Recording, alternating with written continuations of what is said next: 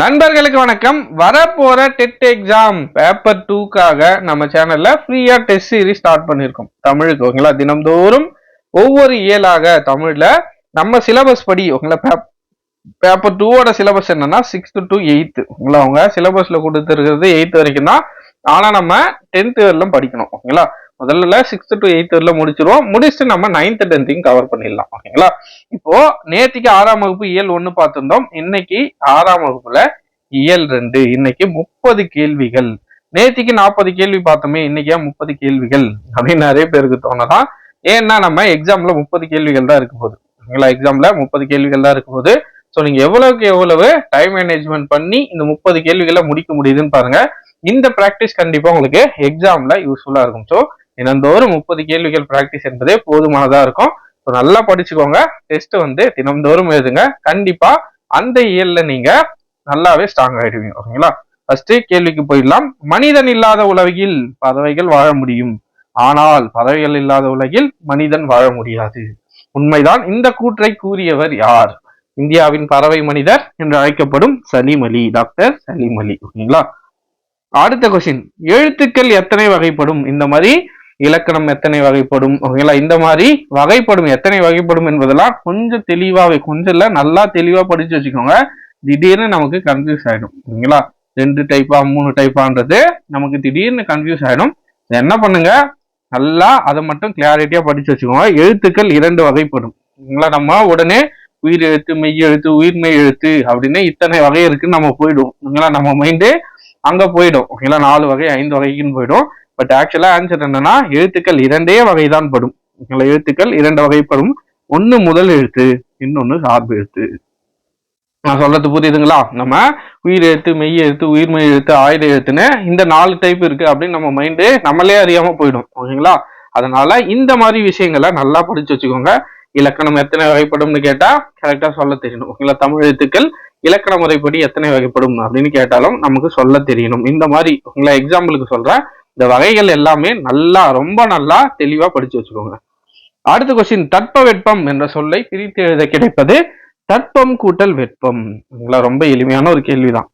அடுத்த question, weather என்னும் சொல்லுக்கான கலை சொல் எது? ஆக்சுவலா நம்ம தினந்தோறும் சொல்லுவோம் இன்னைக்கு கிளைமேட் சரியில்லை, மழை வர மாதிரி இருக்கு. ஆக்சுவலா அது தவறான ஒரு வார்த்தை தான் ஓகேங்களா. கிளைமேட் என்பது ஓகேங்களா, கிளைமேட் என்பது என்னன்னா 30 ஆண்டுகள் ஓகேங்களா. 30 ஆண்டுகள் வெதருடைய சராசரி ஓகேங்களா. வெதருடைய சராசரி. வெதர் என்பதுதான் என்னன்னா வானிலை ஓகேங்களா. நம்ம நியூஸ்ல கூட வானிலை அறிக்கை, இன்றைய வானிலை அறிக்கைன்னு சொல்லுவாங்க. ஸோ வானிலை அப்படின்றதுதான் வெதர் அப்படின்றதுக்கான சரியான சொல் ஓகேங்களா. ஸோ இனிமேல் கிளைமேட்னு சொல்லக்கூடாது. இன்னைக்கு வெதர் சரியில்லை அப்படின்றதான் யூஸ் பண்ணோம். ஆனா நம்ம தவறா கிளைமேட்டை தான் சொல்லிட்டு இருக்கோம், இன்னைக்கு கிளைமேட் சரியில்லைன்னு. ஆக்சுவலா சரியான ஆன்சர் வெதர் தான் ஓகேங்களா. வெதர்னா என்ன? வானிலை ஓகேங்களா. அடுத்த கொஸ்டின், பறந்து விரிந்து இருப்பதால் கடலுக்கு டேஷ் ஓகேங்களா. இங்க டேஷ்னு வரணும். டேஷ் என்று பெயர் என்னன்னு பார்த்தோம்னா பறவை ஓகேங்களா. பறவை என்பது கடலை குறிக்கும். இந்த பறவை எல்லாருக்கும் தெரிஞ்ச பறக்கிற பறவை ஓகேங்களா. அடுத்த கொஸ்டின், சிலப்பதிகாரம் எவ்வாறெல்லாம் போற்றப்படுகிறது? முதல் காப்பியம், முத்தமிழ் காப்பியம், குடிமக்கள் காப்பியம். இது எல்லாமே சிலப்பதிகாரத்தை குறிக்கின்ற சிறப்பு பெயர்கள் தான். ஸோ ஆன்சர் ஆப்ஷன் டி, இவை அனைத்தும். அடுத்த கொஸ்டின், ஆயுத எழுத்திற்கான வேறு பெயர்கள் யாவை ஓகேங்களா. இதுல பொருந்தாதது எது அப்படின்னு கூட கேள்வியா கேட்கலாம். ஸோ நல்லா படிச்சு வச்சுக்கோங்க. முப்புள்ளி, முப்பாற்புள்ளி, தனிநிலை ஓகேங்களா. இந்த 3மே ஆயுத எழுத்திற்கான வேறு பெயர்கள் தான். அப்ப ஆன்சர் என்ன? ஆப்ஷன் டி, இவை அனைத்தும் ஓகேங்களா. அடுத்த கொஸ்டின், கிளைமேட் ஓகேங்களா. இதுக்கு முன்னாடி நம்ம வெதர் பார்த்தோங்களா. இப்போ பார்க்க போறது கிளைமேட் ஓகேங்களா. கிளைமேட்னா என்ன? நான் ஆல்ரெடி சொன்னதுதான். வெதர் என்பதுதான் வானிலை ஓகேங்களா. கிளைமேட் என்பது என்னன்னா தட்ப வெப்ப நிலை ஓகேங்களா. 30 ஆண்டுகள் வெதருடைய சராசரி என்பதே இந்த கிளைமேட். அப்ப ஆன்சர் என்னன்னா தட்ப வெப்ப நிலை ஓகேங்களா. ஆன்சர் என்ன? தட்ப வெப்ப நிலை.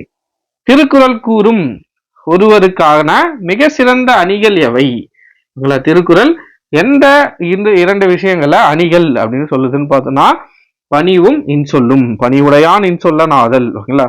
அனைத்து அரண் ஆகுல நீர பிற ஓகேங்களா. திருக்குறள் கூறும் ஒருவருக்கான மிக சிறந்த அணிகள் ஓகேங்களா எதுன்னு பார்த்தோம்னா பணிவும் இன்சொல்லும் ஓகேங்களா. அடுத்த கொஸ்டின், இளங்கோவடிகளின் காலம். இளங்கோவடிகளோட காலம் என்ன? ஓகேங்களா, ரொம்ப ரொம்ப ஈஸியான ஒரு கேள்வி. கிபி 2ஆம் நூற்றாண்டு. ஓகேங்களா, அடுத்த கொஸ்டின். இந்தியாவின் பறவை மனிதர் யார்? நம்ம முன்னாடியே சொல்லியிருந்தோம், யாரு? டாக்டர் சலீம் அலி. ஓகேங்களா, இதுதான் ஃபர்ஸ்ட் ஸ்டேட்மெண்ட் நம்ம பார்த்தோம். ஓகேங்களா, பறவைகள் இல்லாத உலகத்துல மனிதர்கள் வாழ முடியாது அப்படின்னு சொன்னவர் இந்தியாவின் பறவை மனிதர் சலீம் அலி. அடுத்ததா, கிழவனும் கடலும் கிழவனும் கடலும் என்றும் நூலை, ஓகேங்களா, என்ற புதினத்துக்காக எந்த ஆண்டு நோபல் பரிசு கிடைத்தது? இதுல ரொம்ப ஃபேமஸான புக். எந்த வருஷம்? 1954. ஓகேங்களா, பறவையை பற்றிய படிப்பு, பறவையை பற்றிய படிப்பு என்னன்னு பார்த்தோம்னா ஆர்னித்தாலஜி. பறவை பற்றிய படிப்பு என்ன? ஆர்னித்தாலஜி. ஓகேங்களா, அடுத்த கொஸ்டின். சிறகடிக்காமல் கடலை தாண்டி பறக்கும் பறவை எது? சிறகையே அடிக்காது, சிறகடிக்காம இந்த கடலையே தாண்டி பறக்கிற பறவை எதுனா கப்பல் பறவை. இதுல கன்ஃபியூஸ் ஆகும். ஓகேங்களா, நீண்ட தூரம் பறக்கிற பறவை வேற, சிறகடிக்காமல் கடலை தாண்டி பறக்கிற பறவை வேற. ஓகேங்களா, கப்பல் பறவை. அடுத்ததா, பறவைகள் எதனை அடிப்படையாக கொண்டு இடம்பெயர்கின்றன? ஓகேங்களா, நிலவை வச்சோம் என்னன்னு பண்ணோம்னா ஒரு இடத்துல இருந்து இன்னொரு இடத்துக்கு இடம்பெயரும். அதே மாதிரி விண்மீன், புவி ஈர்ப்பு புலம், இந்த மூன்றையும் அடிப்படையாக வைத்து அது என்ன பண்ணும்? வலசை போகும். அதாவது இடம்பெயரும். ஆன்சர் என்னன்னா ஆப்ஷன் டி, இவை அனைத்தும். ஆன்சர் இவை அனைத்தும். அடுத்த கொஸ்டின்.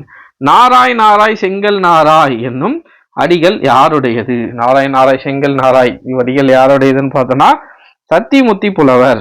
யாரு? சத்திமுத்தி புலவர். ஓகேங்களா, அடுத்த கொஸ்டின்.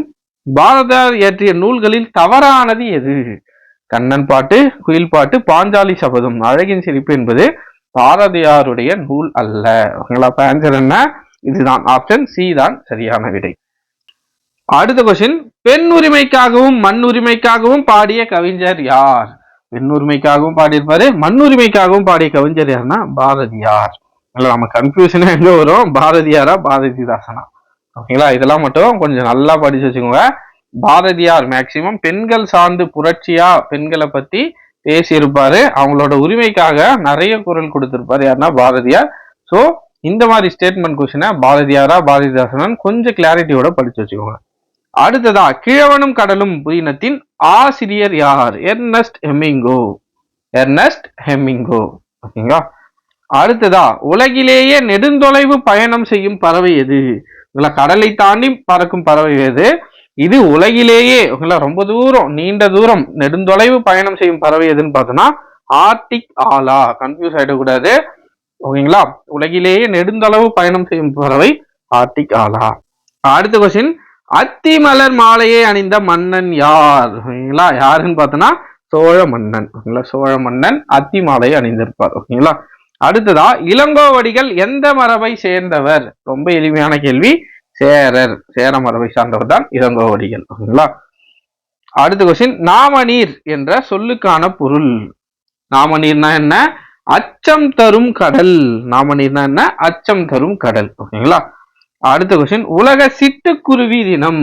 ஓகேங்களா, உலக சிட்டுக்குருவி தினம் நல்லா ஞாபகம் வச்சுக்கோங்க. இந்த கேள்வி எல்லாம் சிம்பிளா கேட்டு போயிடுவாங்க. மார்ச் 20. ஓகேங்களா, நோபல் பரிசு பெற்ற கிழவனும் கடலும் புத்தகம். ஓகேங்களா, அந்த புத்தகம் இப்பதான் பார்த்தோம், எர்னஸ்ட் ஹெமிங்கோவோட புத்தகம்.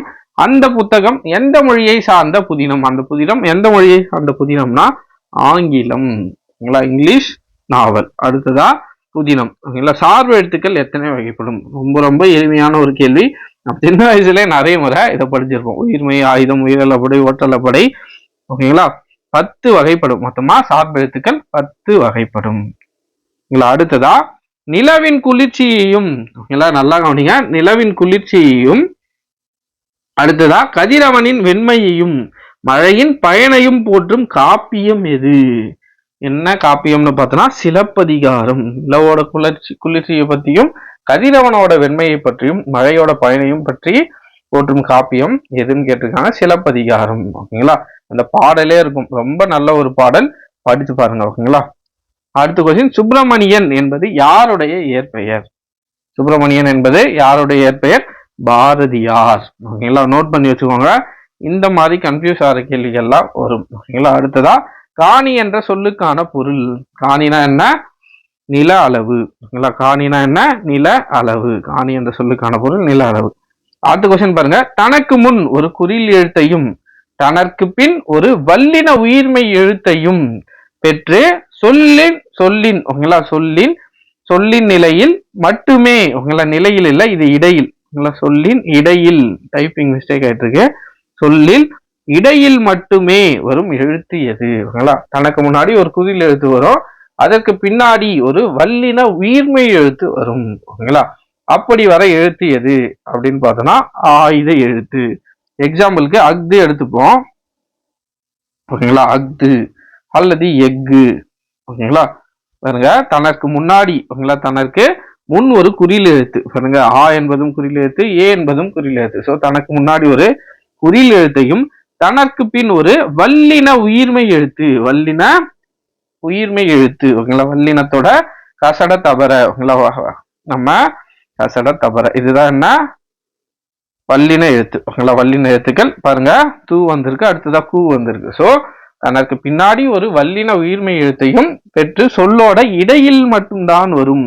அது என்ன எழுத்துனா ஆயுத எழுத்து ஓகேங்களா. ஆன்சர் ஆயுத எழுத்து ஓகேங்களா. அவ்வளவுதான் ஃப்ரெண்ட்ஸ், இன்னைக்கான தேர்வு முடிந்தது. எத்தனை கேள்விகளுக்கு சரியாக பதில் அளித்துள்ளீர்கள் என்பதை கீழே கமெண்ட்ல மறக்காம சொல்லுங்க. நேற்றுக்கு நிறைய பேரு சொல்லியிருந்தீங்க ஓகேங்களா, எல்லாருக்கும் ரிப்ளை பண்ண முடியல, தப்பா எடுத்துக்காதீங்க. இனி வரும் நாட்கள்ல என்னால முடிஞ்ச அளவுக்கு ரிப்ளை பண்றோம் ஓகேங்களா. ஆனால் உங்களுடைய மார்க்கை நீங்க என்ட்ரு பண்றதுல தயவு செஞ்சு தவறாதீங்க. உங்களோட ப்ராக்ரஸை நீங்க தான் செக் பண்ணணும் ஓகேங்களா. இன்னைக்கு எத்தனை கேள்விகள், நேற்றுக்கு நான் 10 கேள்விகளுக்கு தான் எனக்கு ஆன்சர் தெரியுதுனால ஒன்றும் பிரச்சனை இல்லை. இன்னைக்கு நல்லா படிச்சுட்டு 11 கேள்விகளுக்கு உங்களால ஆன்சர் பண்ண முடியுதான்னு பாருங்க ஓகேங்களா. ஒவ்வொரு நாளும் உங்களோட முயற்சி அதிகமாகணும், படிக்கிற நேரம் அதிகமாகணும், படிக்கிற திறன் அதிகமாகணும் ஓகேங்களா. ஸோ நல்லா படிங்க, உங்களோட ப்ராக்ரஸை நீங்களே கமெண்ட்ல செக் பண்ணிக்கலாம். யாரும் உங்களை வந்து ஏன் கம்மியா மார்க் எடுத்தீங்க, ஏன் அதிகமா எடுத்தீங்கன்னு யாரும் கேட்க போறது இல்லை. ஸோ உங்க மனசாட்சிக்கு ஏற்ற மாதிரி நீங்க படிங்க கண்டிப்பா ஓகேங்களா. கவலைப்படாதீங்க, என்னால இவ்வளவுதான் எடுக்க முடியுது, அதிகமா எடுக்க முடியலன்னு கவலைப்படாதீங்க. படிங்க படிங்க படிங்க ஓகேங்களா. படிச்சா மட்டும்தான் நம்மளால ஸ்கோர் பண்ண முடியும். தமிழ்லயும் நீங்க நல்ல ஸ்கோர் பண்ணாதான் டெட் எக்ஸாமை கிளியர் பண்ண முடியும். நல்லா ஞாபகம் வச்சுக்கோங்க, தமிழ் பார்ப்பதற்கு எளிமையாக இருக்கும். சிம்பிளா எழுத்துக்கள், இந்த கொஸ்டினே எடுத்துக்கோங்க, எழுத்துக்கள் எத்தனை வகைப்படும், சிம்பிளா கன்ஃபியூஸ் பண்ணி கேட்டு போயிடுவாங்க ஓகேங்களா. இதெல்லாம் நீங்க இந்த டெஸ்ட் எல்லாம் எழுதி நீங்க பிராக்டிஸ் பண்ணால் மட்டும்தான் அங்க எக்ஸாம்ல உங்களால கரெக்டா ஆன்சர் பண்ண முடியும். இந்த கொஸ்டினே கேட்டுறாங்கன்னா நம்ம திணறுவோம் ஓகேங்களா. எழுத்துக்கள் எத்தனை வகைப்படும், உயிர் எழுத்து, மெய் எழுத்து, உயிர்மை எழுத்துன்னு இத்தனை எழுத்து இருக்கேன் அப்படின்னு அங்க ஒரு தாட் வந்துடும் ஓகேங்களா. நீங்க முன்னாடி படிச்சிருப்பீங்க 2 வகைன்னு உங்களுக்கு தெரியும், ஆனால் ஓகேங்களா அந்த டைம்ல உங்களால யோசிக்க முடியாது. ஸோ நீங்க இந்த டெஸ்ட் எல்லாம் எழுதி நீங்க தப்பு பண்ணி நீங்க கத்துக்கிட்டா மட்டும்தான் அங்க போய் நீங்க தப்பு பண்ண மாட்டீங்க மெயின் எக்ஸாம்ல ஓகேங்களா. இதே நான் ஒவ்வொரு டேர்ம் புக்கா வச்சுட்டு போறது ரொம்ப ஈஸி எனக்கு ஓகேங்களா. தினம்தோறும் டெஸ்ட் வைக்கணும்னு பெரிய அவசியம் இல்லை. ஆனாலும் ஓகேங்களா, உங்களுக்கு தினம்தோறும் ஒவ்வொரு இயலாக நீங்க படிக்கணும் அப்படின்றதுக்காக தான் இந்த டெஸ்ட் சீரீஸ் ஸ்டார்ட் பண்ணதுக்கான நோக்கமே. தினம்தோறும் படிங்க, ஒவ்வொரு இயலா தான் படிக்க போறோம். 3 இயல் முடிஞ்சதோ ரிவிஷன் டெஸ்ட் இருக்க போகுது. ஸோ எல்லாரும் பயன்படுத்திக்கோங்க, எளிமையான தேர்வு, ஒவ்வொரு இயலா தான் படிக்க போறோம், அதிகம் கூட இல்லை. நீங்க வேலை பார்த்தாலும் பரவாயில்ல, நைட்ல ஒரு 1 hour இதுக்கு நீங்க செலவு பண்ணாலும் நாளை காலை நீங்க டெஸ்ட் எழுதலாம் ஓகேங்களா. ஸோ நல்லா படிங்க. தமிழ்லையும் நம்ம மார்க் எடுக்க வேண்டியது முக்கியம். 30 கேள்விகளுக்கு நம்ம 30மே எடுக்கணும் ஓகேங்களா. 25 எடுக்கணும், 24 எடுக்கணும்லாம் நினைக்காதீங்க. 30க்கு 30 தான் நம்ம டார்கெட் ஓகேங்களா. இருக்கிற நாட்களை கரெக்டா பயன்படுத்துறோம், 30க்கு 30 தமிழ்ல வாங்குறோம் ஓகேங்களா. அவ்வளவுதான் ஃப்ரெண்ட்ஸ். வேறு ஏதேனும் தகவல் தேவைப்பட்டால் உங்களோட கருத்துக்கள் எதுவாக இருந்தாலும் கீழே கமெண்ட்ல மறக்காம சொல்லுங்க. அடுத்த வீடியோல சந்திப்போம். நன்றி.